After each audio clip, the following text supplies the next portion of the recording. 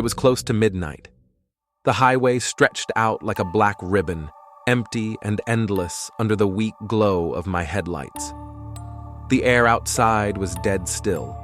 No wind, no sound.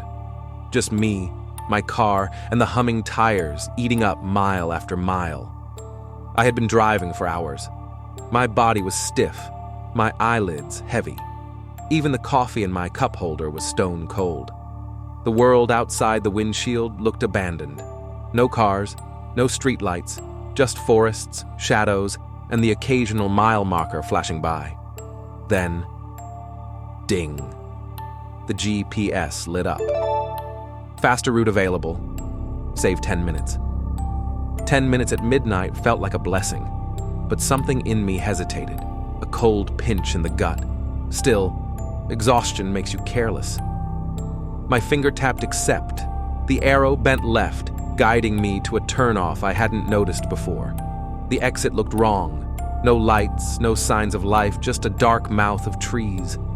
The name on the screen made my heart knock harder. Clinton Road. I remembered whispers, stories told in diners and gas stations, told in that half-joking, half-serious way people use when they're scared but don't want to admit it. A haunted road. A cursed road. A road where people vanish. Where phantom trucks chase you. Where strange figures step out of the woods. Where a boy's ghost waits under a bridge with a coin. Most roads take you somewhere. Clinton Road decides if you'll get there at all. Still, I turned. And from that moment on, nothing was the same. The tires hit the cracked pavement, and the world changed. The road was patched in ugly scars, filled with dips and seams. No painted lines, no guardrails. The forest leaned in from both sides, branches arching like they wanted to smother the road. They pressed so close, I couldn't see the sky. Not a single star. My phone buzzed once, then died. No service. The radio gave nothing but static. I shut it off, leaving me with the hum of the engine and the crunch of gravel patches.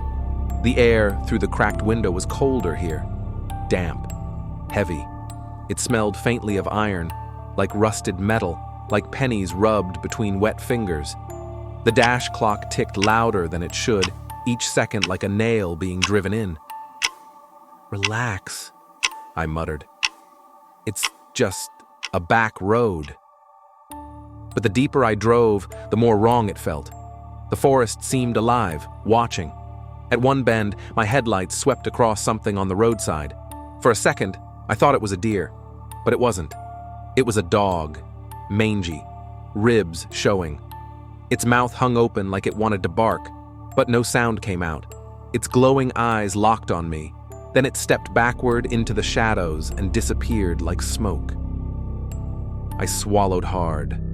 My hands tightened on the wheel. The road bent again. My lights caught something else. An old bridge, stone rails, a creek running black beneath it. And instantly, I remembered the legend of the coin. Everyone around here knows the story. A boy drowned under this bridge. Some say he was pushed. Some say it was an accident. But ever since, people claim if you stop here at midnight and toss a coin into the water, he'll give it back. Some say he does it to save you, pushing you back from the rail. Others whisper it's darker, that he wants to pull you in with him. I pulled over. Hazards clicked orange against the stone rails. The creek below was like black glass. Still. Too still. I dug into the cup holder and pulled out a quarter, rolled it in my fingers. My hand shook. "This is stupid," I whispered. Still, I tossed it. Plink. The sound vanished into silence. The woods froze. Then, tap. A soft knock on the hood. My breath hitched. A wet coin rolled slowly down the windshield, glinting in my headlights. My quarter. Same scratch across Washington's head. I froze. My breath fogged the glass. And then, a tiny handprint appeared on the windshield. Low, small, child-sized. Fingers spread wide, sliding down the glass. Below it, faint toe prints pressed on the hood. That was it. I slapped the car into drive and floored it off the bridge. But as I left, my dead radio hissed to life for a heartbeat. A whisper, faint but sharp. Don't leave. I thought the bridge was behind me. I thought the nightmare stayed there. But Clinton Road doesn't let you leave that easy. 2 bends later, my rearview mirror exploded in light. A massive pickup truck was right on my bumper. Its grille filled the glass, its beams so bright they swallowed my car in white. The horn blared, long, deep, shaking my chest. Okay, pass me, I shouted. But it didn't. It stayed glued to me, pushing me faster, closer. The shoulder crumbled into ditches, trees pressing so close they scraped the mirrors. My hands burned on the wheel. And then, just like that, darkness. The mirror went black. Nothing behind me. For one long second, my heart almost stopped. Then, boom! The lights flared again, so close it looked like the truck was climbing into my back seat. The horn screamed, my seat vibrated, my whole body tensed. I swore I felt the heat of those beams burning into the back of my neck. The road twisted, a hard S curve. Everyone knew the name, Dead Man's Curve. The seatbelt cut my chest. Tires screamed as the car tilted dangerously, skidding on gravel. One wrong move, and I would have gone off into the trees. But somehow, I held it, straightened out, and the road ahead was empty. No truck, no horn. Just silent woods leaning over the cracked asphalt. Relief came for 2 seconds. Then the radio, dead for miles, hissed alive, a voice, sharp and cold. Turn back. I froze. And in that silence, in the stale air of the car, I swore I heard breathing, not mine, from the back seat. I should have pressed the gas and flown out of there, but my headlights caught something else. Stone walls, blackened, broken, rising from the trees like ribs from a corpse. Cross Castle. Everyone in Jersey knew the name. They said cults gathered there. They said rituals were performed. Fires lit, chants rising into the night. I slowed. Against every instinct, I pulled over. The second I opened the door, the air shifted, heavy, metallic, like breathing in blood. My breath floated white. The forest swallowed sound. No crickets, no owls, just my boots crunching pine needles. The ruins loomed, massive blocks, moss-eaten and scorched. I brushed one stone. My hand came back black with soot. And then, voices. Low. Dozens of them. Rising and falling like waves. Chanting. The hair at the back of my neck rose. My chest tightened. My phone was dead. The flashlight wouldn't open. I spun. A twig snapped. Through the trees, something shifted. Pale. Too tall. Limbs long, bending the wrong way. It glided between the trunks, and then it turned. Its face was smooth, blank, no eyes, no mouth, just empty skin stretched tight. I stumbled back, heart hammering. My headlights cut into the ruins. And for a blink, shadows stood in circles, dozens, watching, chanting, then gone. I slammed into the car. My fingers shook as I pulled the door closed. That's when I saw them. 3 wet, tiny footprints. On the asphalt beside the car, leading from my door into the ruins. I threw myself inside the car, locked the doors. My chest rose and fell like I'd been running. And there it was, the quarter, still stuck to the wipers.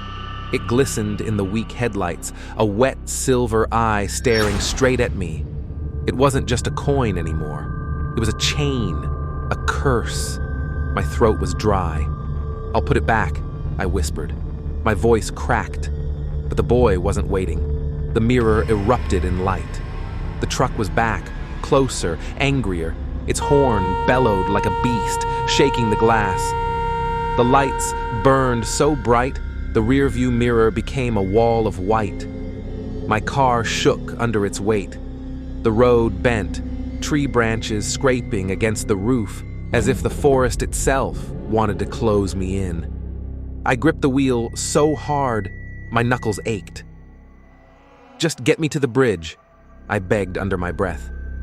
The truck pressed closer. The horn blared louder. It felt like the sound was inside my chest. Then, the bridge.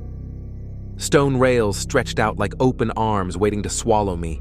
I slammed the brakes. The tires screeched. My chest hit the seatbelt hard enough to bruise. My hand shot out, grabbed the coin. Cold. So cold it felt alive. For a heartbeat, I swore I felt fingers on the other side, small, fragile, holding mine. My breath stuttered. "No!" I ripped it free and hurled it into the creek. The lights froze. The horn choked off mid-roar. The silence was absolute. The water rippled in a perfect circle, expanding, expanding, then stilled. And then the boy's face, pale, eyes wide open, hair drifting like weeds. He stared straight at me, straight into me. His lips moved, no sound, just bubbles rising. For 1 second I thought I could hear it in my head. Stay. Then the face sank, gone. The smell of wet pennies filled the air, metallic and heavy. The coin was gone. But I knew this wasn't over. I don't know why I stepped out. Every part of me screamed drive, but something pulled me. The night air was colder here, biting against my skin. My breath fogged in pale white clouds that drifted into the dark. The bridge rail was slick under my palm, damp stone. And then another handprint appeared beside mine, small, child-sized. The fingers splayed wide, pressed into the stone from nowhere. My chest tightened. Tears stung my eyes. "I'm sorry," I whispered. My voice cracked. "I didn't mean to take anything. I didn't mean..." The handprint pressed deeper, like someone unseen was pushing harder. Then, it slowly faded. The woods exhaled. Not wind, not animals. A single, long, low call, too deep, too hollow. I spun, eyes searching. My headlights cut across the car, and for a split second, in the rearview mirror, a boy sat in the back seat. Still, watching. Blink. He was gone. But the car windows fogged at once, white mist spreading across the glass, and from inside, a handprint pressed against it, tiny, clear. I stumbled backward, my pulse pounded in my ears. Then, splash, loud, heavy. Something massive breaking the water's surface. I forced myself to look. The creek was still. Black glass, no ripples, no movement, just my reflection, pale and terrified. And for the first time, I realized I wasn't sure if it was mine anymore. I don't remember getting back into the car. One moment, I was staring at the creek. The next, my hands were welded to the wheel. The road stretched ahead, empty, silent. The forest pressed in tighter than before. Branches twisted overhead, forming a tunnel of black that swallowed the weak beams of my headlights. Every few seconds, shadows shifted at the edge of the road. Shapes hunched low, crouching between the trees, gone the instant I tried to focus. The steering wheel vibrated under my hands. My knuckles ached from the grip. The GPS flickered. A faint glow, then the map snapped back into place. The arrow crawled forward. The road finally opened to a green sign. Upper Greenwood. Relief came in a wave. But only for a moment, because the dash clock read 12:07, and it had read just after midnight when I turned onto Clinton Road. That couldn't be right.